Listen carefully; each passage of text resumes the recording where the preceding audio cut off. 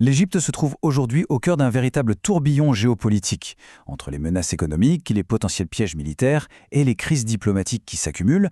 Disons que le pays navigue en eau très agitée. Dans cette analyse, on va essayer de décortiquer ensemble les multiples pressions qui pèsent sur le Caire en s'appuyant sur une source récente. D'ailleurs, la source qu'on étudie aujourd'hui démarre avec une question qui est pour le moins alarmante. Elle est affichée ici. Et elle nous plonge directement au cœur d'un dilemme de sécurité majeur pour l'Égypte. Et ce n'est qu'un des nombreux fronts sur lesquels le pays doit se battre en ce moment. Alors, pour y voir plus clair dans cette situation qui est, il faut le dire, assez complexe, voilà la feuille de route qu'on va suivre. On commencera par voir comment toutes ces crises sont liées, puis on se penchera sur les défis économiques, les enjeux militaires, les actions diplomatiques du Caire, et on terminera avec la crise de l'eau sur le Nil qui refait surface.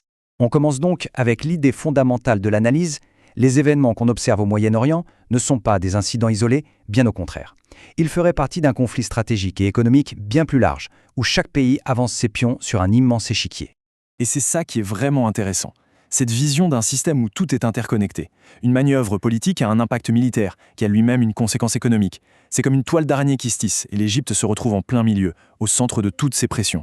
L'un des aspects les plus concrets de cette guerre économique, c'est une menace qui vise directement le cœur battant des revenus de l'Égypte. Je parle bien sûr du canal de Suez. Alors, le projet en question, d'après notre source, c'est un gigantesque réseau de chemins de fer piloté par l'Arabie Saoudite.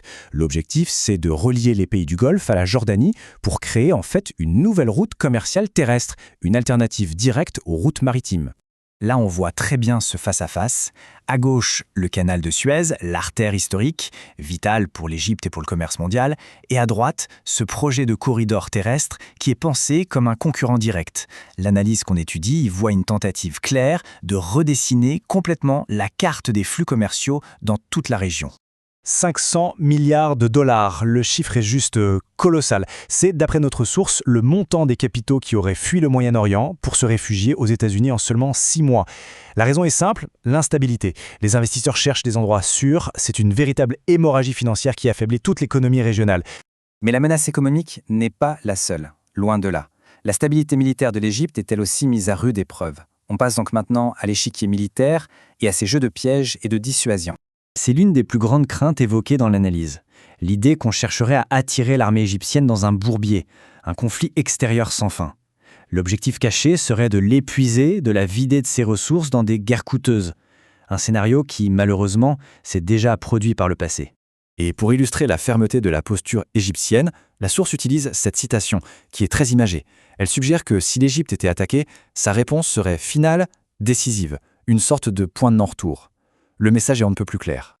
On arrive maintenant à l'affirmation la plus sensible de notre source. La question posée ici, elle ouvre la porte à un sujet extrêmement délicat, celui de la dissuasion nucléaire. Alors, soyons très clairs. Cette information provient exclusivement de la source qu'on analyse aujourd'hui et elle n'est confirmée par personne d'autre. Elle avance que l'Égypte posséderait une capacité de dissuasion nucléaire, des ogives qui auraient été obtenues de l'Union soviétique avant la guerre de 1973. C'est une affirmation qui, si elle était avérée, aurait des conséquences absolument considérables. Face à toutes ces menaces, comment l'Égypte réagit-elle sur le plan non militaire ? Cette partie se concentre justement sur son action diplomatique, une tentative de maîtriser le chaos régional. L'analyse décrit une véritable offensive diplomatique tous azimuts. D'un côté, le Caire discute avec son partenaire saoudien sur des dossiers brûlants comme le Soudan. De l'autre, et c'est assez notable, il ouvre un canal de discussion direct avec l'Iran. Et enfin, il lance une initiative de médiation pour le moins audacieuse au Liban. Et le point le plus fascinant, c'est ce qui se tramerait au Liban. D'après la source, l'Égypte proposerait un deal au Hezbollah, abandonner son appareil militaire pour devenir un acteur purement politique. En échange, le Caire négocierait des garanties de sécurité avec Israël, le tout soutenu par une aide concrète pour aider à stabiliser le Liban.